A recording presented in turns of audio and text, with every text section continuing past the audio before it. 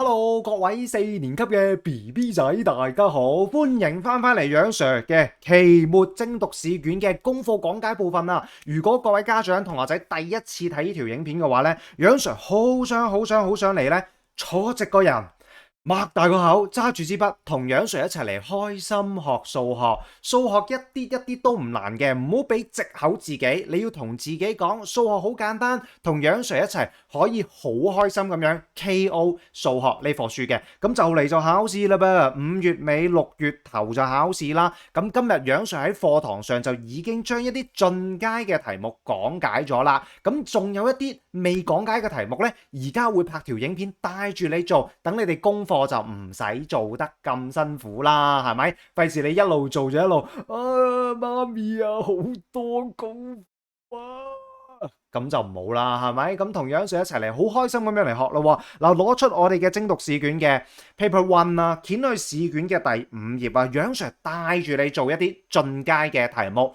BB 仔嘅題目我就唔同你逐條做咯，我哋一齊嚟學技巧、學方法，好唔好啊？咁首先呢，質數啊，呢度人哋問你邊一個數係質數，質數係啲乜嘢呢？上學期學噶嘛，質數嘅意思呢，即係佢只有2個因數嘅嗰啲數字啦。例如，楊 Sir 俾個例子你啦噃，3啦、5啦、7啦，請問9係咪啊？嗱，千祈唔好同我哋學嘅單數啊，或者有啲學校叫基數啦，唔好同基數撈亂，唔好同單數撈亂，唔係講緊1、3、5、7、9嗰啲數字 ，no，嗰啲係你1年級 BB 仔學嘅時候先學嗰啲單數啊，odd number 啊，OK，咁呢一度呢，3係、5係、7係，但係9呢，呢個數字佢嘅因數有1、3、9。咁呢度有3個因數啊嘛，咁人哋質數嘅意思係2個啊嘛，咁咪唔符合咯，咁就唔好撈亂啦，得唔得？咁呢一紮叫做質數啦。咁講一講點樣快速咁樣嚟做先。首先一眼你望住74就知道一定唔會揀佢噶啦。點解呢？因為佢個尾數係一個雙數啊嘛，或者叫做偶數啦，佢係一個雙數，一定可以除到2噶，係咪？咁所以佢除咗可以除咗1同埋74之外，仲可以除2噶。咁就邊度係2個因數啫？起碼都3個啦，係咪啊？起碼都3個啦。咁所以呢啲揀都唔揀佢啦，一睇就知。O 唔 OK？咁跟住呢度又係啦，一模一樣，85喎，85喎，5字尾噶嘛，可以除5噶嘛。係咪？除咗可以除1同埋85，5嘅整除性學過啦，可以除5噶嘛，咁所以揀都唔會揀佢啦。O 唔 OK？咁你 OK 咗之後呢？咦？而家剩翻2個數字，就稍為醜樣少少嘅47、91，俾10秒鐘時間你諗，俾10秒鐘時間你諗，10、9、8、7、6、5、4、3、2、1、0，諗到未？諗到未？諗到未？快啲！諗到未？2個都揀晒佢係咪呢？嗱，呢一度好似2個都揀晒佢嘅，咁醜樣嘅呢個數字都冇嘢除到係嘛？楊 Sir 91又係好醜樣個數字，除唔到2啦，都除唔到3，又除唔到4，都幾醜樣係咪？嗱，楊 Sir 咧想講我想分享一個靚女嘅電話號碼俾你，啲男仔抄低咯啊！我想分享楊 Miss 嘅私人 number 俾你啊，你幫我喺91嗰度打粒星星啊！楊 Miss 嘅私人 number， 你夜晚瞓唔着嘅時候咧，你可以打俾佢嘅。個私人 number 咧抄低佢，我就係講一次嘅啫，就係講一次嘅啫。OK， 51578791。OK， 快啲抄低呢個私人 number 佢。楊 Sir 想你抄低呢個私人 number 之後咧，我話俾你聽啊，51呢個數字咧，51呢個數字醜樣嘛，都幾醜樣。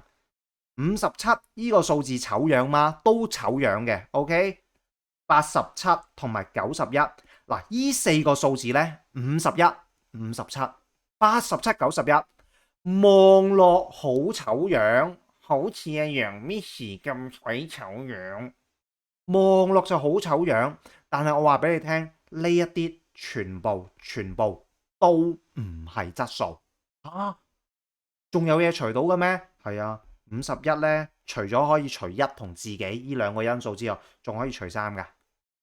OK， 57都係噶，91咧都可以除其他數字噶。咁所以呢度你幫我記住佢啦。呢4個數字比較醜樣，但係唔係質數啊，千祈唔好記錯啊。呢個就係楊 Miss 嘅私人 number，你今晚瞓唔着啊，打俾佢啦。跟住咧，你就會聽到一把好恐怖嘅聲音。邊個小朋友揾我啊？咁啊嚇死你啦！咁我哋繼續咯喎，嗱，咁呢個就唔好揀佢啦，知唔知啊？唔係質數啊，背咗佢啦。呢個背咗阿楊 Miss 嘅私人電話，呢度個答案得一個嘅啫，A for Apple，得唔得？咁如果 OK 冇問題嘅話，第3題又係上學期個課題嚟嘅喎，咩長方形啊、正方形又平行四邊形又梯形又楊 Sir 好有型咁，呢啲邊個啱呢？上學期我哋咪學嗰個溫氏圖嘅，我教你一個大佬圖。大佬圖咩叫大佬圖呢？你陪我一齊畫低個筆記先。首先個大佬係平行四邊形，呢個叫大佬。中間呢有兩個嘅叫中佬，排中間嘅。一個係長方形同埋菱形，最尾有個細細佬。咁跟開楊 Sir 嗰啲，你一聽就知我講緊咩噶啦。OK， 咁你幫我畫翻住啲箭嘴過去先。啲箭嘴係咩意思呢？正方形係超級無敵細細佬，超級無敵細細佬。咁聽住楊 Sir 呢句說話咯，好技巧嚟嘅。跟住佢就係佢。你跟住楊 Sir 學數學，你係咪楊 Sir 個學生啊？楊 Sir 係你哋嘅大佬嚟噶嘛，係咪？你哋係楊 Sir 啲手下細細佬。聽住，跟住佢，你可以寫低佢咯。跟住佢就係佢。OK， 即係咩意思呢？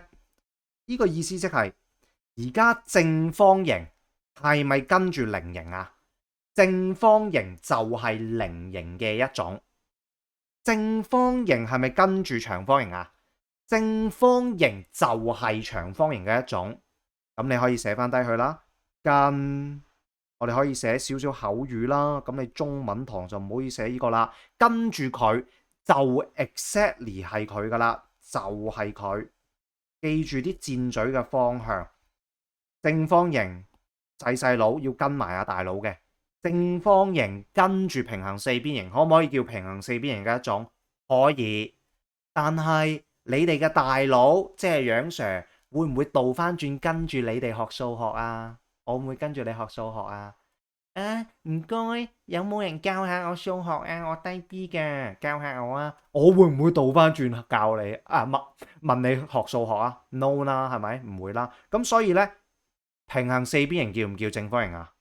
平行四邊形叫唔叫正方形啊？唔叫噶，你唔好倒翻轉啦。但係正方形可唔可以叫平行四邊形啊？可以。咁除咗呢一度之後呢，阿中佬都會跟住阿大佬嘅。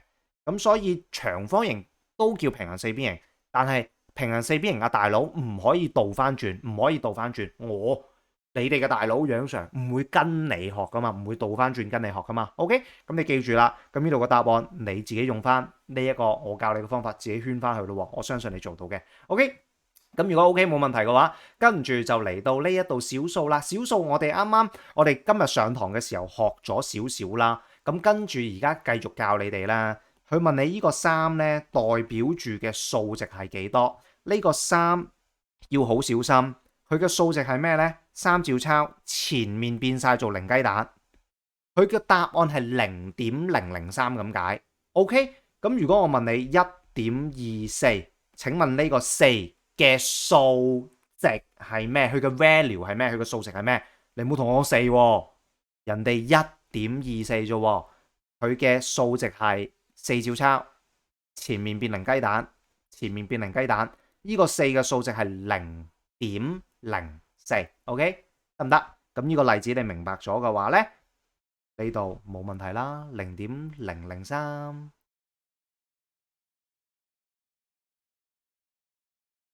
楊 Sir， 你傻咗啊？點解冇嘅？啊，咁恐怖嘅？點解冇嘅？你出錯咗題啊，楊 Sir， 你係咪有老人痴呆啊？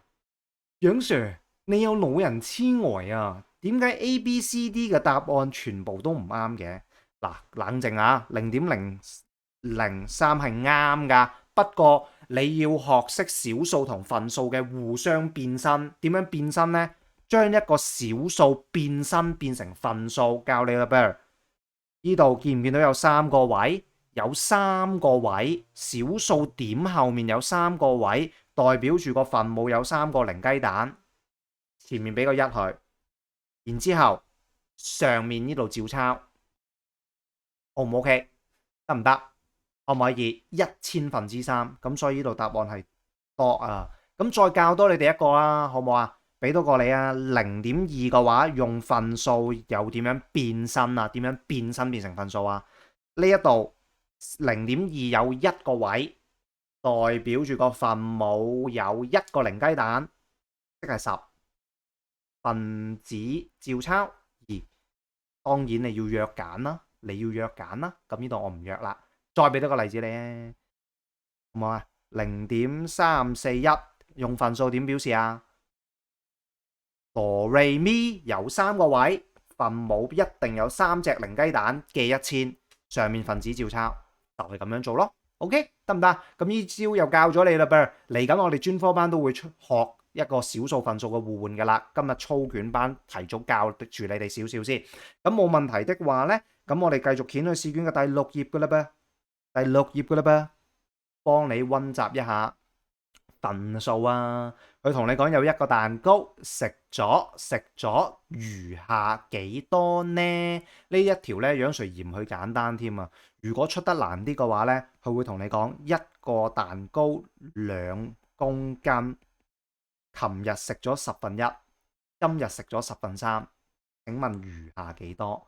咁如果問你餘下嘅話呢，如果咁樣出嘅話呢，呢條又係成日出㗎，肯定好多人用。楊 Sir 2公斤啊，食咗。